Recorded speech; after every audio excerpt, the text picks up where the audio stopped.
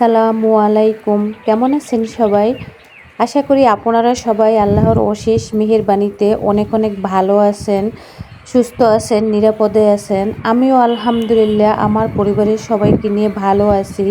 নতুন দিনে নতুন আরেকটি ভিডিও নিয়ে চলে আসলাম আপনাদের মাঝে। আশা করি আজকের ভিডিওটি আপনাদের কাছে ভালো লাগবে। আজকে সকালের নাস্তার পরে সকালের কাজ সব সেরে একটু ছাদে চলে আসলাম এবং আপনাদের সাথে একটু পরিষ্কার আকাশটা শেয়ার করলাম। এখন আকাশের অবস্থা এই দেখা যায় পরিষ্কার থাকে এবং ভারী হয়ে আসে। কখন যে বৃষ্টি আসে আর কখন যে সূর্যের মামার দেখা যায় সেটা বলাই যায় না। এই সূর্য মামা উঁকি মারে, আবার কিছুক্ষণ পরেই সূর্য মামাকে কোন দিক থেকে যেন কালো মেঘ এসে ঢেকে দেয়। তারপরে চলে আসলাম আবার দুপুরের রান্না করার জন্য। দুপুরে রান্না শেষ করে তারপরে সকল কাজকর্ম শেষ করে তারপরে আজকে চলে যাব আরএফএল বেস্ট বাইতে।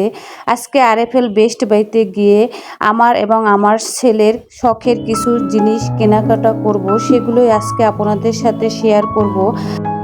দুপুরে অফ ক্যামেরায় ভাত রান্না করে নিয়েছি, ডাল রান্না করে নিয়েছি, তারপরে পাট শাক ভাজি করে নিয়েছি। এখন পটল আর আলু ভাজি করে নিচ্ছি। তারপরে পটল আর আলু রুই মাছ দিয়ে রান্না করব। এখন মাছটা ভাজি করে নিব।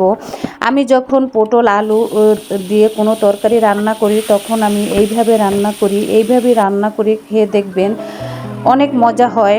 তারপরে মশলাগুলো ভালোভাবে কষিয়ে পরিমাণ মতো পানি দিয়ে ঢাকনা দিয়ে ঢেকে বলক আনিয়ে নিয়েছি। এখন ভেজে রাখা আলু, পটল এবং মাছ দিয়ে নিয়েছি। তারপরে এইভাবেই তরকারিটা রান্না করে নিব।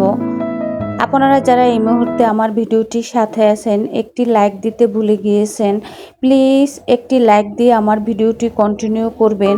আপনার একটি লাইক দেখা যায় আপনি দেখার সাথে সাথে আমার ভিডিওটি আরও অনেকজনকে দেখার সুযোগ করে দিবে, অনেকজনের কাছে পৌঁছে দিবে। আর যদি আমার ভিডিওটির কোথাও কোনো কথা বা কাজ আপনাদের কাছে ভালো লেগে থাকে তাহলে চাইলেই আমার চ্যানেলটিকে একটি সাবস্ক্রাইব করে নিতে পারেন। আর অবশ্যই পাশে থাকা বেল অপশনে প্রেস করে রাখবেন। আমি যখনই কোনো ভিডিও আপলোড করব আপনাদের কাছে নোটিফিকেশন পৌঁছে যাবে। আপনি সময় সুযোগ করে আমার ভিডিওটি দেখে নিতে পারবেন। আর যারা অলরেডি এই কাজগুলো করে নিয়েছেন তাদেরকে জানাই অসংখ্য অসংখ্য ধন্যবাদ।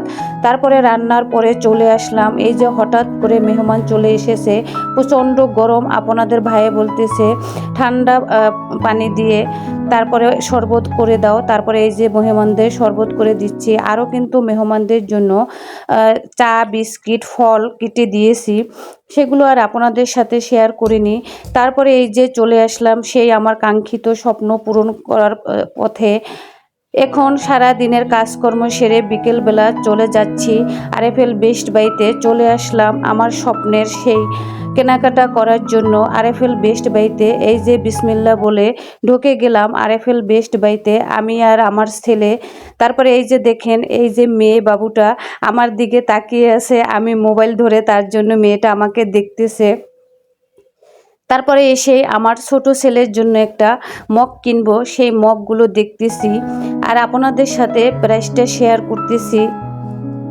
আরএফএল বেস্ট বাইতে আসলে তো সব কিছুই কেনাকাটা করতে মন চায় যে আরএফএল বেস্ট বাইতে যা কিছু আছে সব কিনে নিয়ে বাসায় চলে আসি। এইখানে এসে তো একটা গান মনে পড়ে যায়। আমি কণ্ঠ ভালো না, এর জন্য আপনাদের গেয়ে শোনাতে পারছি না। তারপরে বলতেছি, পাগল মন মন রে মন কেন এত কেনাকাটা করতে চায়, মনকে আমি যত চাইরে বুঝাইতে মন আমার চায় না কোনো কিছুতেই বুঝতে, মন আমার চায় শুধু আরএফএল বেস্ট বাইট সব কিছু কেনাকাটা করে বাসায় নিয়ে যেতে। তারপরে এই যে আপনাদের সাথে শেয়ার করতেছি, দেখেন কত সুন্দর সুন্দর হ্যান্ড ওয়াশের জার। এগুলো দেখলে বলেন তো কার মন চায় না চায় এগুলো কেনাকাটা না করতে, কিন্তু কি আর করা, খুবই দুঃখের বিষয়। এগুলো কেনাকাটা কি দিয়ে করব, সামর্থ্য তো থাকতে হবে, তাই না বলেন তো। এগুলো যদি আমি কেনাকাটা করি তাহলে দেখা যায় আমাকে না খেয়ে থাকতে হবে। তাই মনটাকে একটু বুঝ দিয়ে তারপরে চারিদিকে ঘুরতেছি আর দেখতেছি কি কি কিউট কিউট জিনিস আছে আর আপনাদের সাথে একটু শেয়ার করতেছি। আমরা মফস্বল শহরে থাকি, এইখানকার আরএফএল বেস্ট বাইতে তেমন লাক্সারি কিছু পাওয়া যায় না, ভালো মানে কিছু পাওয়া যায় না। কিন্তু যা কিছুই আছে, আমরা যারা মফস্বল শহরে বসবাস করি তারা এগুলো দেখেই ফিদা হয়ে যায়। এগুলোই তো আমাদের কেনার সামর্থ্য নেই, তারপরে শহরের যে এত সুন্দর সুন্দর জিনিস সেগুলো কিভাবে কেনাকাটা করব বলেন তো। এগুলো দেখে তো বাসায় কিনে নিয়ে যেতে পারি না, এগুলো কিনতে গেলেই দেখা যায় আমরা না খেয়ে থাকতে হবে। আমাদের মফস্বল শহরের বেস্ট বাইতে যা কিছু আছে তাই নিয়ে আমরা সন্তুষ্ট। এখান থেকে কেনাকাটা করতেই আমাদের ভালো লাগে, আর এগুলো দিয়েই আমরা ঘর সাজিয়ে থাকি। তারপরে আমি এই যে আরএফএল বেস্ট বাইতে এসে একটি স্বপ্নের একটি কার্বো বক্স কিনবো, সেইটা দেখে নিলাম, আর এখান থেকে আমি একটা বক্স নিয়েছি। তারপরে এখনও আমার ছেলের জন্য মগ কোনগুলি নিব ভাবতে পারতেছি না। শুধু এত কিউট কিউট মগ দেখলেই তো হবে না, সেইটা আমার সংসারে কাজে লাগবে, বা এখন আমার ছেলে ছোট, ভবিষ্যতে সেইটা আমার কোনো কাজে আসবে কিনা সেই কথা বিবেক বিবেচনা করে ভাবতে ভাবতে অনেকগুলো মগ দেখে ফেলেছি। তারপরে এই যে মামপটগুলো দেখতেছি, আমার ছেলে তো বারবার বলতেছে আম্মু এই রেড কালার মামপটটা অনেক সুন্দর। তারপরে চলে আসলাম আমার ছেলের অনেক দিন যাবৎ একটি স্বপ্ন আর অনেক শখের একটা জিনিস কেনার জন্য। এই যে আমার ছেলের জন্য একটি গাড়ি কিনবো। এখন একে একে একটা একটা গাড়ি দেখতেছি, কিন্তু প্রত্যেকটা গাড়ি প্রচুর দাম চাইতেছে, আমি এত টাকা নিয়ে যাইনি। আর ভাবতেছি যে কোন গাড়িটা কিনবো, যত কমে কেনা যায় ততই আমাদের মধ্যবিত্ত পরিবারের জন্য অনেক ভালো। এর জন্য প্রত্যেকটা গাড়ি নামিয়ে নামিয়ে দেখতেছি, আর আমার ছেলেটাকে বলতেছি বাবা দেখো কোনটা ভালো লাগে। আমার ছেলে তো যেটা দেখে সেটাই ভালো লাগে, ও তো ছোটো মানুষ বুঝতে পারে না। কিন্তু তারপরে অনেক দেখাদেখির পরে আমার ছেলেটাকে একটা গাড়িতে উঠিয়ে দিলাম, বলতেছি বাবা ওঠো তো, দেখো তো তুমি চালাতে পারো কিনা, আর কিভাবে চালায় একটু আমাকে দেখাও তো বাবা। তারপরে উঠিয়ে দিলাম আমার ছেলেটাকে একটা গাড়িতে। তারপরে আমার ছেলেটা এই যে দেখেন সুন্দরভাবে চালাতেছে, আর লোকটা বলতেছে বাবু তোমার পছন্দ হয়েছে? আমার ছেলে বলতেছে হ্যাঁ পছন্দ হয়েছে, এটাই আমি নিব। তারপরে এই গাড়িটা কিন্তু নিয়ে আসিনি, তারপরে অন্য একটি কালারের গাড়ি নিয়ে এসেছি। তারপরে চলে আসলাম আবার খুবই খুবই গুরুত্বপূর্ণ একটি জিনিস কেনার জন্য। আমার বাথরুমের একটি ওয়াল ব্রাশ দরকার, এর জন্য লোকটাকে দিয়ে প্রত্যেকটা ব্রাশ নামাইতেছি আর ভাবতেছি কোন ব্রাশটা টেকসই হবে। কেননা আমরা যারা মধ্যবিত্ত পরিবারের আছি তারা কোনো জিনিস কেনার জন্য কোনোখানে গেলে তখন আমরা 100 বারের বেশি ভাবি, কেননা ওই জিনিসটা কিনবো সামনে আমাদের কতদিন পর্যন্ত টেকসই হবে, এটা ভালো হবে কিনা, এত টাকা দিয়ে কিনবো এটা অনেক দিন পর্যন্ত ব্যবহার করতে পারবো কিনা। তারপরে অনেক ভেবে চিনতে অনেকগুলো ব্রাশ দেখে তারপর একটি ব্রাশ নিয়ে নিয়েছি।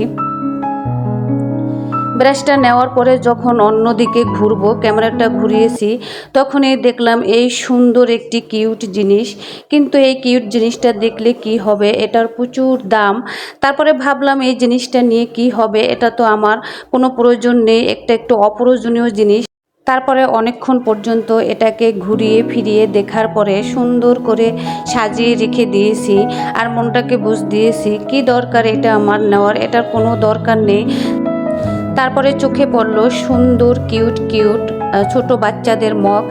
এই মগগুলো অনেক সুন্দর ছিল, আমার খুবই পছন্দ হয়েছিল। তারপরে আবার ভাবলাম না এটা নেব না, কেননা এটা দেখা যায় আমার বাচ্চা যখন ছোট থাকবে তখনই ব্যবহার করতে পারবে, এটা বড় হলে আর ব্যবহার করতে পারবে না, রেখে দিতে হবে। এর জন্য ভাবলাম না এটা নেওয়া যাবে না, এর জন্য ওটাকে অনেক সুন্দর করে সাজিয়ে গুছিয়ে রেখে দিয়েছি। তারপরে এই যে কেনাকাটা করে বাসায় চলে এসেছি, আস্তে আস্তে কিন্তু রাত্র হয়ে গিয়েছে। তারপরে সব কাজকর্ম গুছিয়ে এখন আপনাদের সাথে শেয়ার করতেছি আমি আর আমার ছেলের কি কি পছন্দের জিনিস কিনেছি।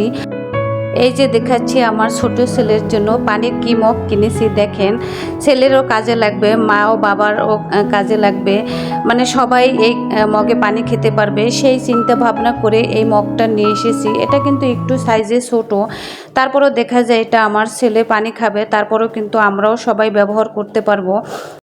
আপনারা তো দেখেছেন ভিডিওতে আমি অনেকগুলো ব্রাশ খুঁজে খুঁজে এই ব্রাশটা নিয়ে এসেছি। তারপরে এই যে ব্রাশটা কিন্তু আমি বাথরুমের ওয়াল পরিষ্কার করার জন্য নিয়ে এসেছি। এটা দিয়ে বাথরুমের ওয়াল সুন্দরভাবে পরিষ্কার করা যাবে। তারপরে এই যে আমি আমার বাসায় টিস্যু ছিল না, টিস্যু হোল্ডারের জন্য এই যে টিস্যুগুলো নিয়ে এসেছি। এই টিস্যুগুলো কিন্তু অনেক ভালো, অনেক সফট।